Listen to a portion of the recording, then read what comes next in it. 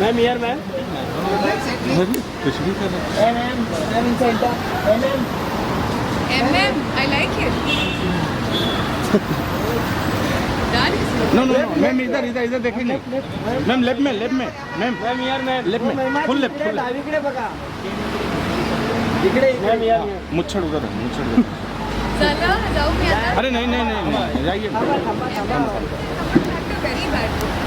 Ma'am यहाँ पे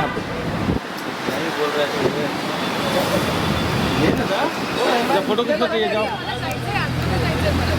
हाँ यहाँ पर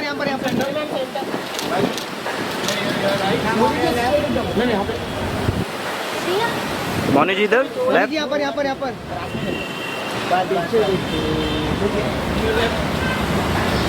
मोनी जी मैम रुकिए ना मैम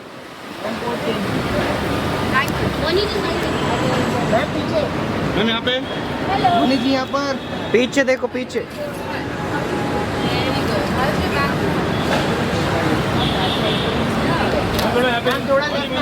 मैम थोड़ा लेफ्ट टर्न हो जाइए मैम यहाँ पे आइए ma'am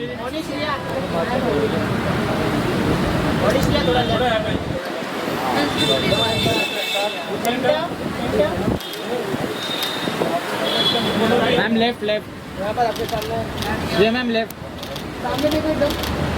both of you left में बोथ ऑफ यू लेफ्ट दोनों लेफ्ट में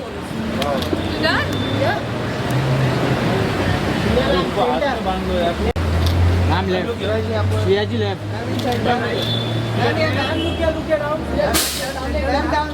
मैम लेफ्ट यहाँ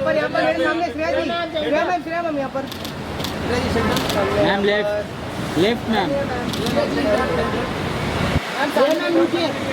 क्या बात है यहाँ पर यहाँ नहीं मिला मैम मैम इनको नहीं मिला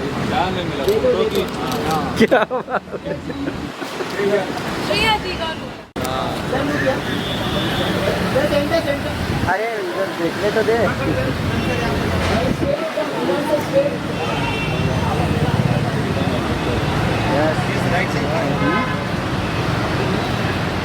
इधर सर लेफ्ट में लेफ्ट सर इधर एक बार इधर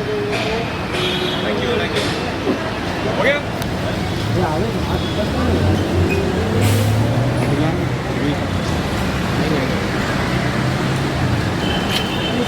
सर इधर सर दोनों साथ में सर यहाँ सर राइट लेफ्ट में सर लेफ्ट में सर इधर पे थोड़ा सर लेफ्ट में देखिए सर लेफ्ट में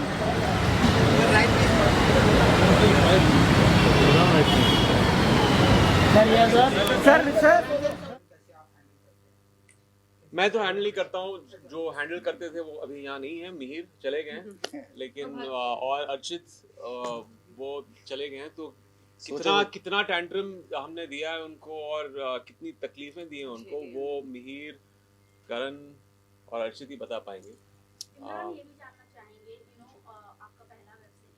नहीं पहला नहीं है मेरा दूसरा है मैंने बार्ड ऑफ ब्लड भी किया था इससे पहले ये मेरा क्वेश्चन है आपसे कि कितना चैलेंजिंग रहा एज अ एक्टर और एज अ प्रोड्यूसर की ऑडियंस को अपने थ्रू कनेक्ट करना क्योंकि वेब सीरीज की बात करें तो ओटीटी पे बहुत ऐसे वेब सीरीज प्लानिंग कर रही है उनकी भी अपने वेब सीरीज को एज अ ऑडियंस के सामने रखना और अट्रैक्ट करना कितना चैलेंजिंग आई थिंक क्योंकि इतने सालों में जब से ऑब्वियसली ओटीटी का एडवेंट रहा है मैंने बहुत सारी स्क्रिप्ट्स पढ़ी हैं बहुत सारे ऑफर्स मैंने रिजेक्ट भी किए क्योंकि मुझे लगा कि अगर मुझे एक ऐसा शो करना है जो एक क्लटर ब्रेकर हो जो कुछ नई बात वो शो कह रहा है जिस तरह ये है ऐसा कोई शो नहीं है मार्केट पे या किसी ओटीटी चैनल पे जो इस दुनिया को दर्शाता है और ये तो एक छोटा हिस्सा है जहाँ पे दिखाया है कि नेपोटिज्म है क्योंकि ये सब लोग यही एक चीज़ चल रही है ये 7 साल से हमारे इंडस्ट्री को लेकर लेकिन इसके अलावा बहुत सारी दूसरी चीज़ें हैं जो आपको इस शो में दिखाई देंगी एक तो हमारे लिए बहुत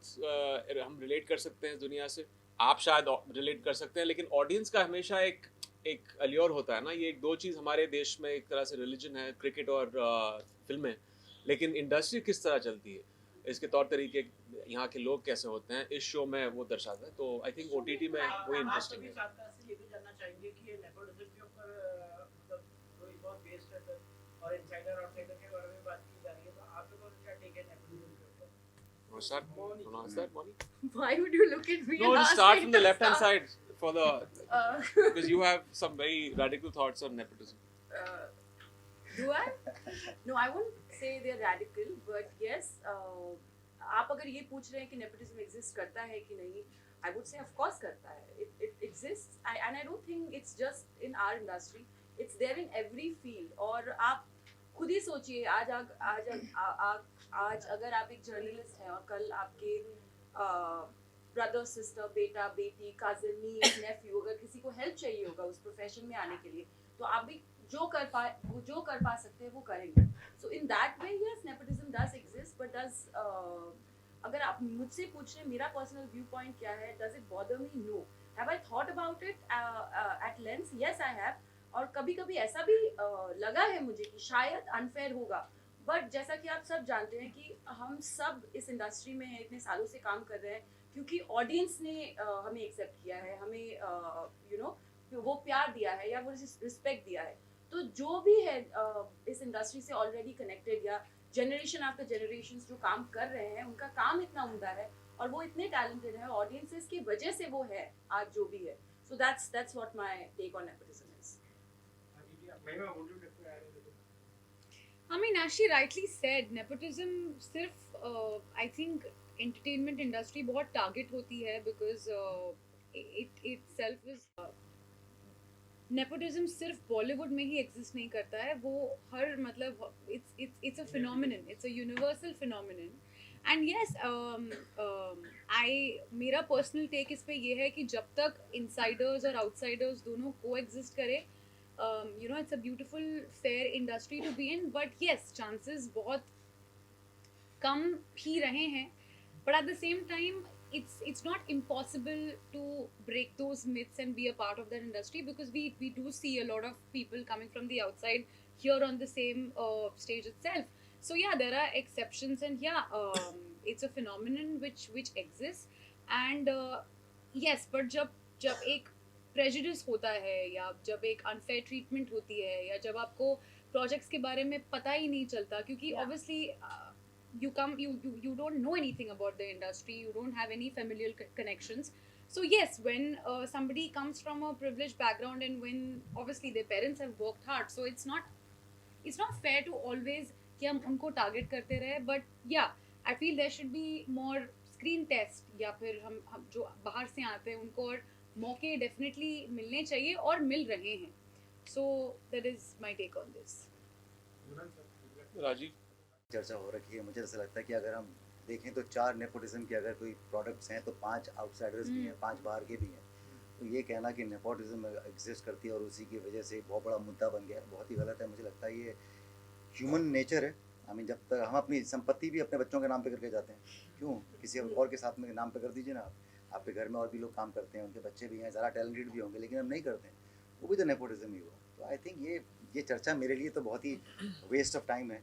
आई थिंक हर इंडस्ट्री में ये it's a part of human beings. Imran sir और श्रेया मैम, आप हमारापन के बाद मुझे क्या कहना रहेगा, किस तरीके का सेक्टर है? मेरे इतने सीन्स श्रेया के साथ नहीं हैं अनफॉर्चुनेटली, लेकिन ये फिर से एक तरह से रियूनियन ही है, क्योंकि आवारापन बनी थी 2006 में. अनफॉर्चुनेटली किसी वजह से फिर से काम करने का मौका नहीं मिला, बट वो एक ऐसी फिल्म है जो इतनी यादगार है ऑडियंस के लिए. परफॉर्मेंसेस, जिस तरह फिल्म बनाई गई थी, music, and yeah better late than never. I am always happy to share the screen with her, क्योंकि बहुत ही टैलेंटेड हैं, जिस तरह इन्होंने भी अपना कैरेक्टर इस शो में प्ले किया है. She is a very integral part of the show. बहुत ही न्यूएंस्ड, अच्छी तरह से उन्होंने अपने इसमें काम किया है कैरेक्टर में, एंड या टू मेनी मोर.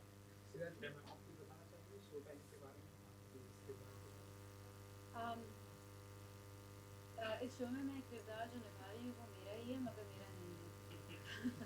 मतलब मेरी ज़िंदगी से काफ़ी जुड़ा हुआ है, मगर मेरी ज़िंदगी और जो मैं हूँ, जो जिस तरीके की इंसान मैं हूँ, वो ये किरदार बिल्कुल भी नहीं है.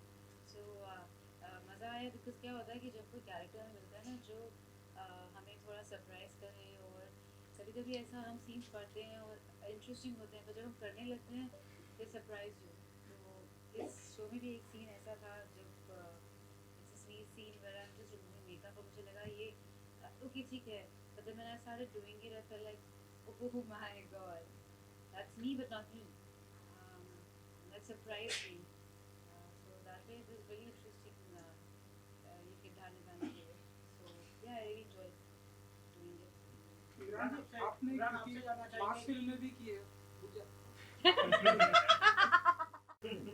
आपने क्योंकि पास फिल्में भी की हैं और आपके गाने जो है आज भी चलते हैं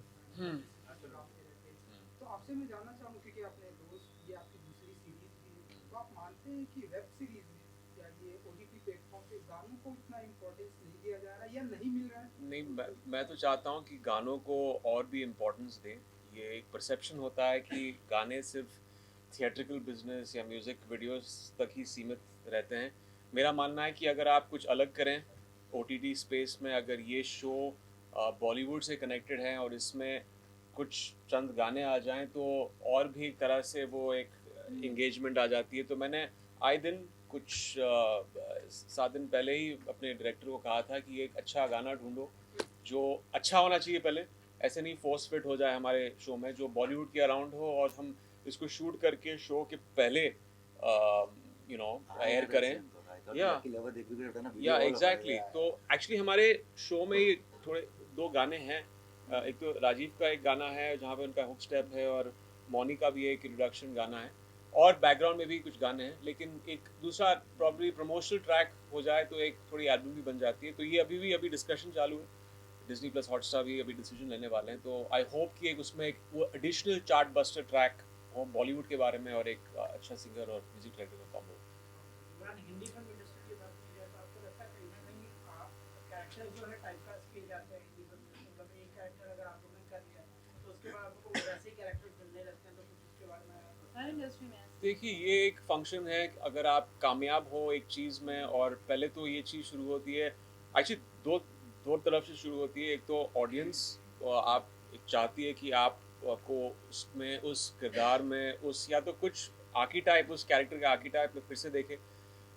लेकिन उससे ज़्यादा आई थिंक प्रोड्यूसर्स क्या करते हैं कि अगर एक चीज़ उनको दिखता है कि उसमें मुनाफा है, पैसे बन गए हैं, तो उनको लगता है कि ठीक है ये एक सेफ्टी नेट है, ऑडियंस इसको पसंद कर रही है और इसको दोबारा तिबारा बार बार करते रहो। लेकिन इसमें भी एक थोड़ा सा catch-22 है, क्योंकि मैंने भी देखा है कि मेरे करियर में चीज़ें चल रही थी, लेकिन एक हद तक फिर उसके बाद ऑडियंस को लगता है कि यार प्लीज़ यार थोड़ा सैचुरेशन हो गया है, इसके अलावा कुछ आप हमें दें।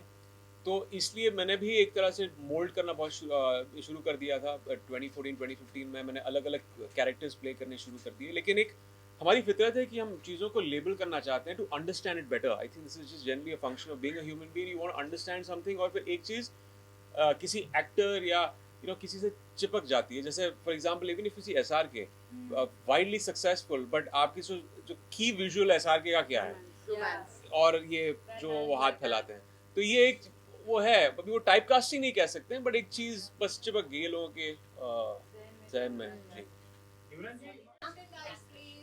जी, अगर रियल लाइफ में प्रोड्यूसर बनने का मौका मिले तो अभी तो मैं नहीं बनूंगा। मैंने एक बार कोशिश की है। मैं इसके क्रेडिट नहीं लेना चाहूँगा। मैं हैंड्स ऑन प्रोड्यूसर था नहीं, साइलेंट प्रोड्यूसर था। लेकिन मुझ में वो शायद कमर्शियल एक्यूमेन नहीं है, कॉमर्स का, बिजनेस का। तो मैं यही खुश हूँ as an actor and as a creative person. मुझे इस इलेक्ट्रिक चेयर में नहीं बैठना है, प्रोड्यूसर के इलेक्ट्रिक चेयर से। Thank you. अच्छा महिमा जी, क्योंकि आप जर्नलिस्ट हैं, किस तरह के सवाल पूछना पसंद करते हैं आप? From a journalist to a journalist. मैं बस आपको करेक्ट करना चाहूँगी, वो एक जर्नलिस्ट नहीं है, वो एक फिल्म क्रिटिक है। सो वो एक फिल्म का रिव्यू देती है, but to answer your question, she is a type of journalist या film critic who will speak her word। वो सच कहेगी, चाहे वो उसके कंपनी के लिए या उसके जॉब के लिए या उसके खुद के लिए भी सही या गलत क्यों ना हो, but I think she's someone who will speak her mind, and yeah, she's truthful. It might not work in her favor, but yeah, that's who she is. महिमा, शो टाइम को कितना शो टाइम को जी कितना as a film critic कितने star देना चाहेंगे? कितना star देना चाहिए? ये काम में इसमें कर चुकी हैं, और फिर इनसे ही पूछ रही हैं। I think इन्होंने भी वो तो देखा I think नहीं है। जनता You haven't decide हाँ, करेगी, इन्होंने हमने देखा नहीं नहीं है। देखा। देखा नहीं इन्होंने But I जान think दिस। stars या मैंने देखा प्यार- है, मैंने Like देखा it? है। 5 out of 5. 5 out of 5. Thank you. Thank you.